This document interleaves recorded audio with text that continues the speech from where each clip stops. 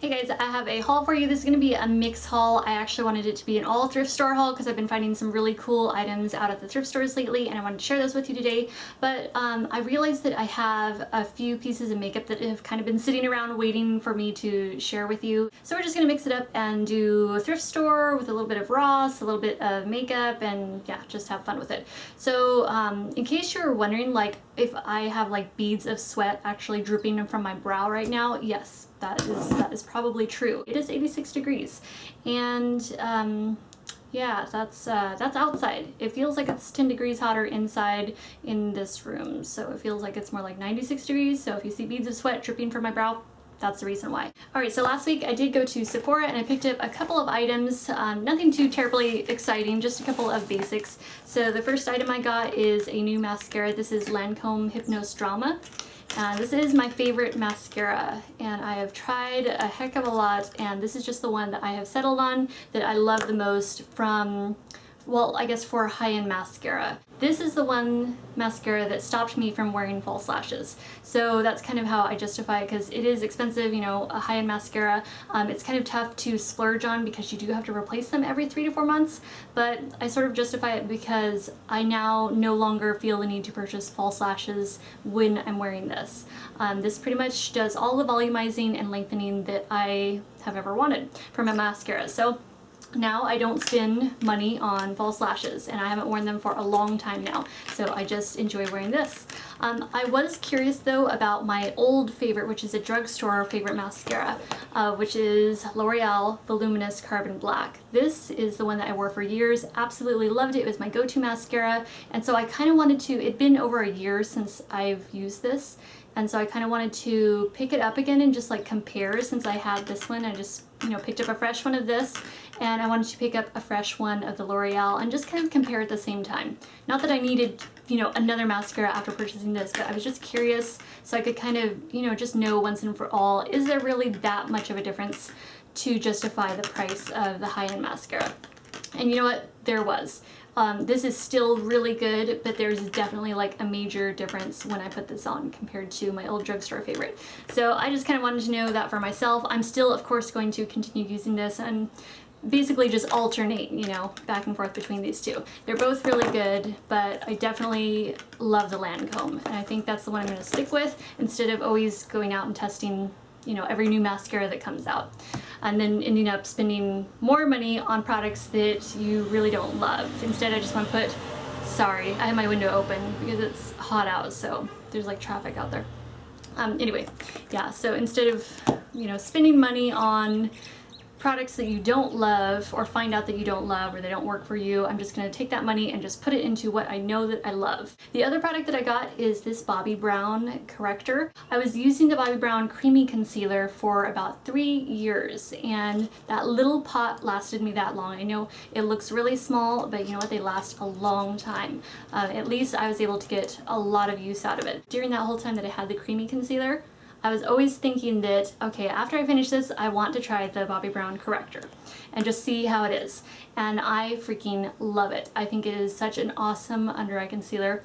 And I don't have super dark under eye circles, but like after, you know, after I work a long weekend or work a really long day, like into the night, and then the next morning, that's usually when I can see my dark circles when I've gotten worn out. And then this is just like magic. It just like, it completely makes them disappear, and I just think it's so such a great selection of colors too, because they have their peach range and then they have the bisque range. I think the bisque is more like a little more of the salmon tone, like a little more of the pink tone to it, and then they have the peach, which I got this in light peach, and so that's good for golden or kind of like, yeah, more golden skin tones, golden to neutral skin tones. So that is why I picked up the peach one, and it matches perfect. I think this one is probably going to last me maybe another couple of years, or maybe even 3 more years, who knows.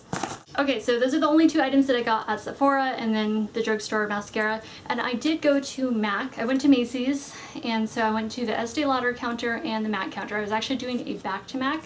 So if you don't know what back to MAC is, it's where you save up 6 products and you can take them in the empty containers, the packaging, and recycle them with MAC, and then you can get a free lipstick with those 6 empties. So I had saved up my empties, turned them in, and I got this lipstick, which is a cream sheen. This is in the color Modesty. There it is, that is Modesty. And in fact, let me swatch this for you. I don't know if you'll be able to see in this lighting, but yeah, well, you can see a little bit, but you can get an idea of the color tone. It's a beautiful, mauve nude. There we go, not a mauve mood. So it almost reminded me of MAC Faux, so I grabbed that. I wanted to swatch that for you. I haven't swatched these side by side yet, so we're gonna see them at the same time here. Okay, so they are definitely in the same color family, so you can see that. So there is Modesty and there is Faux. So you can see they are both nudie mauves, except, oh, they are very close, but I think Modesty has a little more, like a hint more warmth to it compared to Faux, which is just slightly cooler. And also Faux is a satin and Modesty is a cream sheen. Okay, so that's all, well, that's what I got for free at the Back to MAC, was MAC Modesty. Also at MAC, I saw that they came out with a new collection, which I wasn't even, I don't know, I haven't been following the collections or anything, but I just happened to be there and I saw this blush ombre and it totally reminded me of MAC Ripe Peach. So I had to get this because I love MAC Ripe Peach and I do wear it a lot, so there it is. There's the packaging on it. It's from the Proenza shoulder line. Sorry if I'm mispronouncing that. But anyways, yeah, that's what it looks like. Okay, the packaging kind of makes me a little bit nervous because it has this little notch here, but it's on the bottom part. So I feel like usually that's on the top or something. But when I go to open it, I feel like my finger is gonna like slip in and like stab the product. So be careful with that.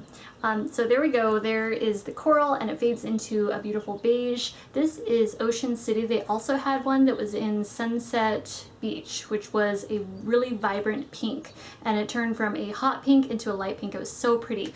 And back in my old days when I was just buying up makeup like crazy, I probably would have tried to get both.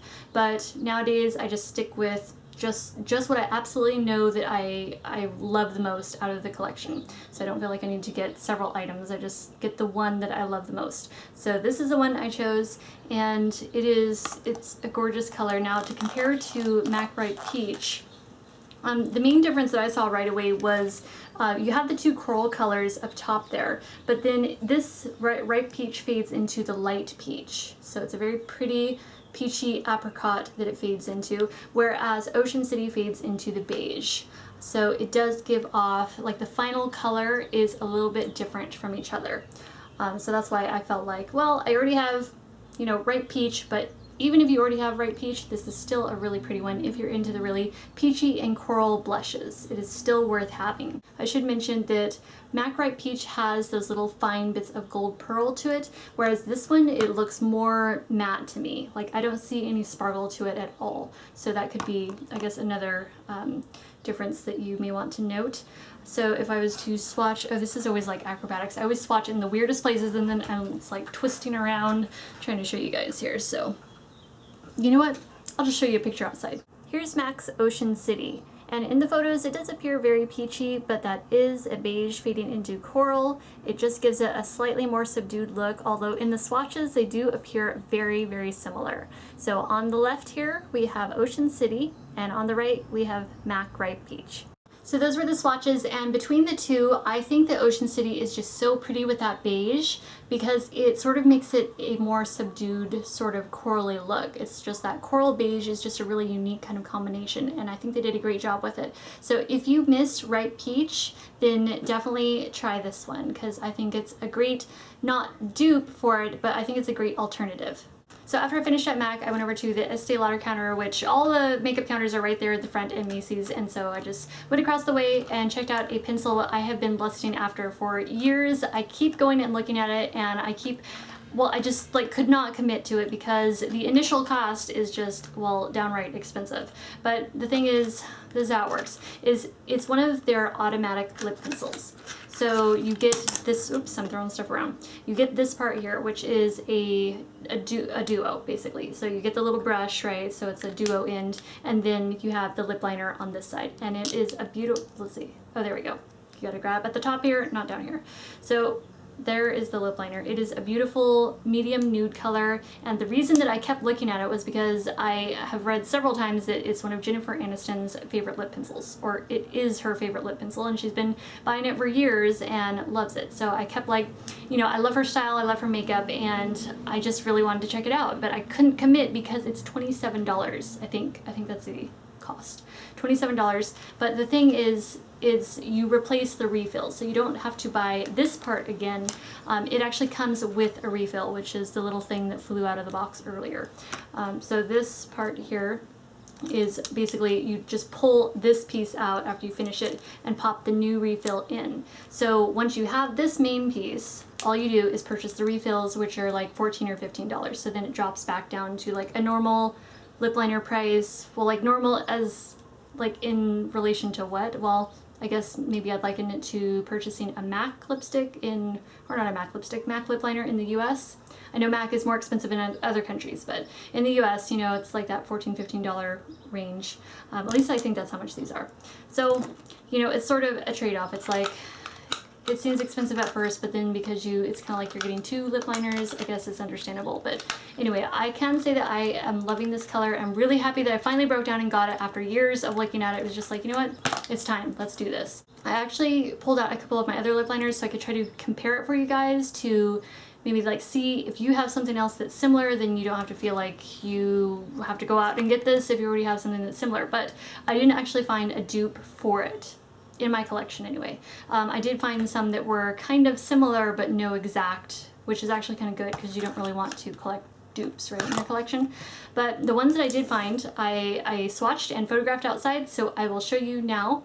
So from left to right we have Urban Decay Naked, MAC Whirl, Jordana Rock and Rose, Estee Lauder Fig, and Lancome Natural Mauve.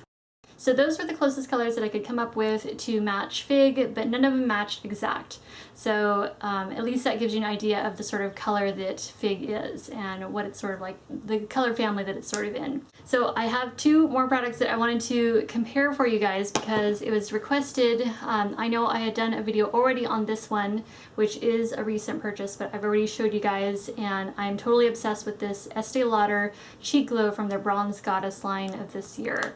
And it is a subdued coral. It is so pretty. I love this color, and I feel like it gives you that sort of sunny sunlit sunburn look. Yeah, something like that. It's like warm and glowy, and it looks like you've been in the sun even though you haven't. This is NARS Cactus Flower, and I know a lot of you guys had asked, is it the same? Is it similar? And I wish I would have been thinking in that video that I did of the Bronze Goddess Cheek Glow to compare it for you guys, and it didn't even occur to me at the time. So that's why I want to compare them right now, right here for you. So I already went outside and I swatched them side by side, and let's take a look. On the left is Estee Lauder Bronze Goddess Cheek Glow, and on the right is NARS Cactus Flower. You can definitely see all of the gold sparkle in NARS Cactus Flower. Alright, so the main difference between these two is definitely the tone. You do have more of a kind of a warmer, more of a reddy orange kind of look with the NARS Cactus Flower compared to the more subdued coral look of the Bronze Goddess. There's a lot of gold pearl in the NARS Cactus Flower, so it does stand out on the skin, more so than this one, which does have like really tiny flecks of gold pearl, but it's not like sparkle like the NARS Cactus Flower. This definitely has a lot more sparkle, gold sparkle to it. I thought I'd be able to fit it all into one video, and I realized that I just talk too darn much to get it all into one video. So yeah, we'll go ahead and just keep this its own video since I did the comparisons. Kind of took up a little extra time there. So I hope you guys don't mind. I will go ahead and shoot the haul right now, and I'll just post that in a separate video. So the clothing haul is what I'm talking about. I'll shoot that one right now. So thank you guys so much for watching, and I will... hold on here. I'm trying to think if there's anything else I wanted to tell you guys. Oh, I've got an idea. Okay, tell me, what was the last product that you purchased, like haul-wise? What was the last item that you purchased that you absolutely love? Let me know in the comments because I want to know. I'm sure we all want to know. So thank you guys so much for watching, and I will see you in the next video. Bye!